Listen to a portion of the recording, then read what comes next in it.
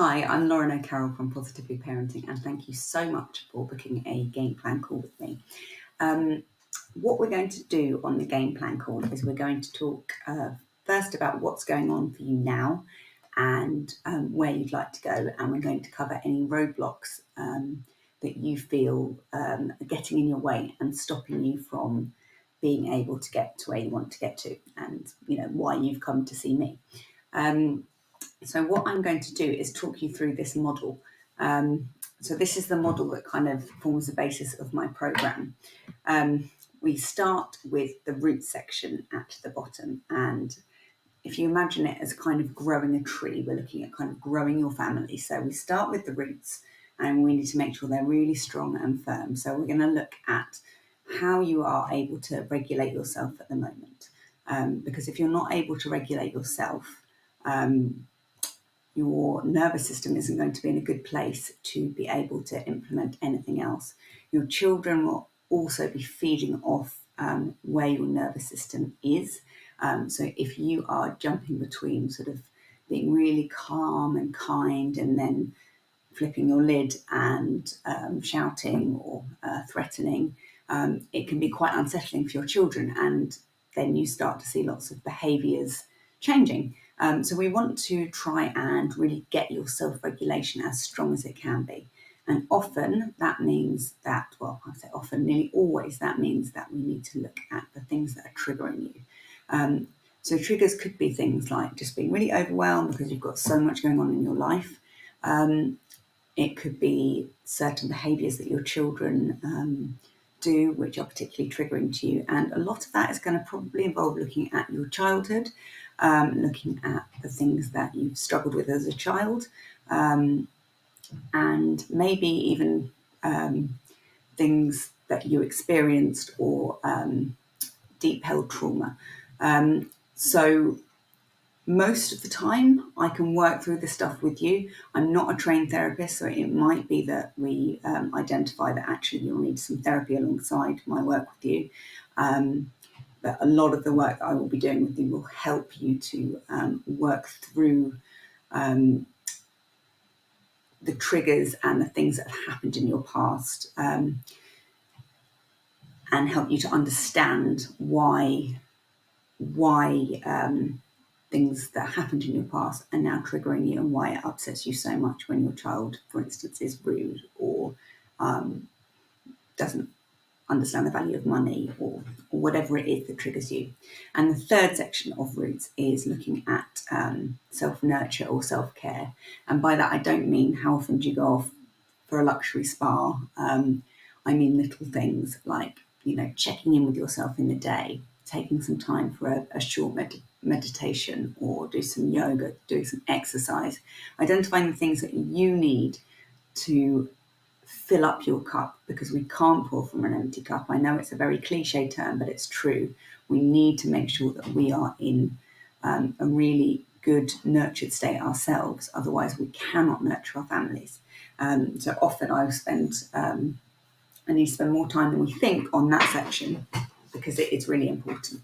And we'll be looking there at your lifestyle and your routines, and just giving you the opportunity to review it with fresh eyes and ensure that actually it does align with your priorities.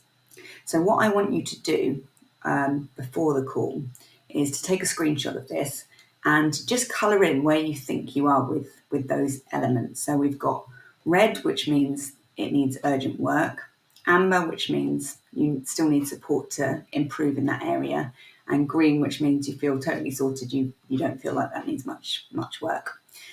So I'd like you to colour those ones in, or if you don't have colours and you're not able to print it, just write down the three things and the colour next to it that you think applies.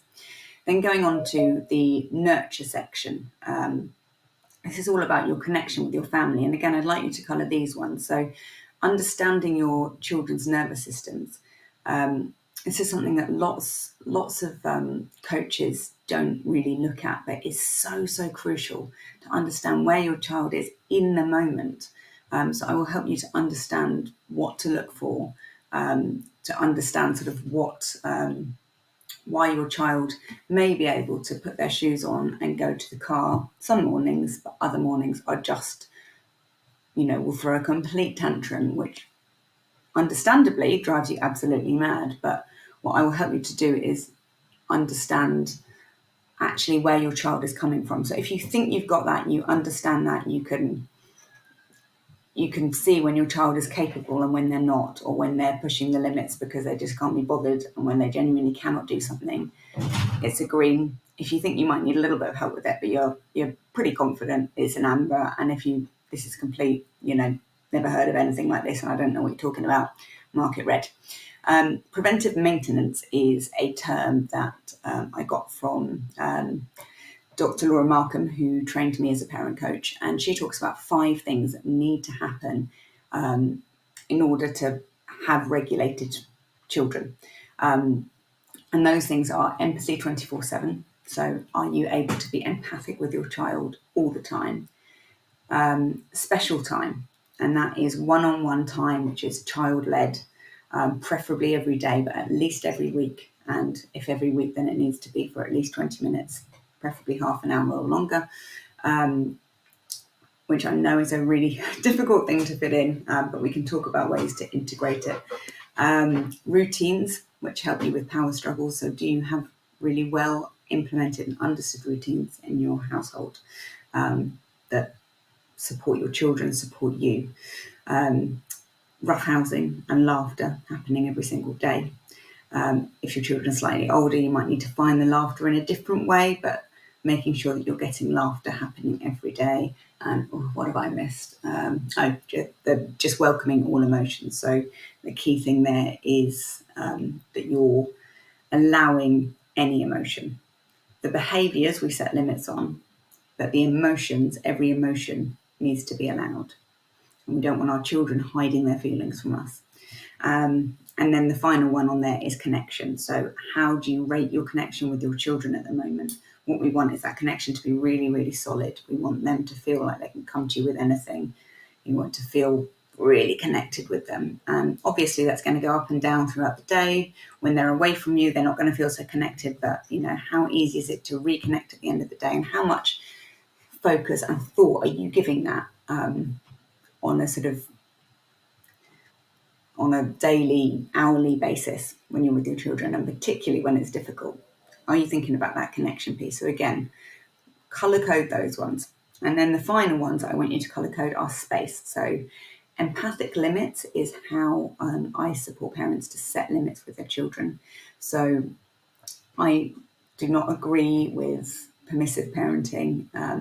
It can be very easy when you get into this style of parenting, particularly if you're not very familiar with it, to feel that it's very permissive and your children can just get away with anything.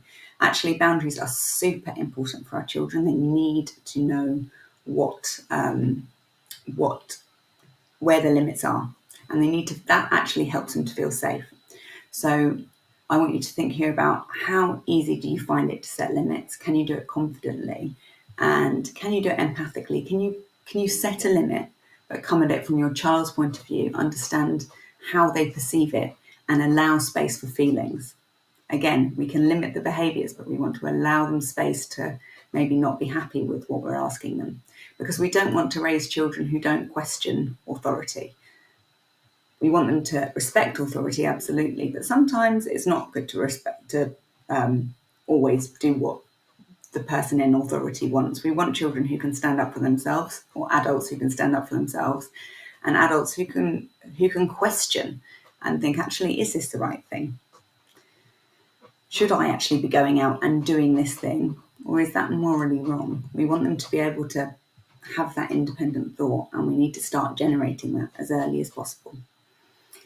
We want to coach instead of control our children. So I talk about emotion coaching here, if our child comes to us with a problem, or, if your siblings are arguing, supporting them to think about how problem solve together, and you help them to problem solve. You don't come up with the answers for them. You absolutely support them in that problem solving, but we want to help them to develop those strategies themselves so that they can start doing it for themselves when they're able to. And that's going to help them to be successful adults, which essentially is what we want again. And finally, the last piece is empower. So that is empowering your children to go out into the world at whichever level they are capable of doing. And that's going to not necessarily depend on age, but it's going to depend on your child as an individual. Where can you provide some freedom? Where can you give them some space? Because it's an essential need of our children to have some space to grow. Otherwise, they're not going to be able to grow. They're not going to be able to flourish and grow into this big tree. They're going to be constrained and they're not going to be able to explore. And then once those gates open and they can, they're not going to have much control.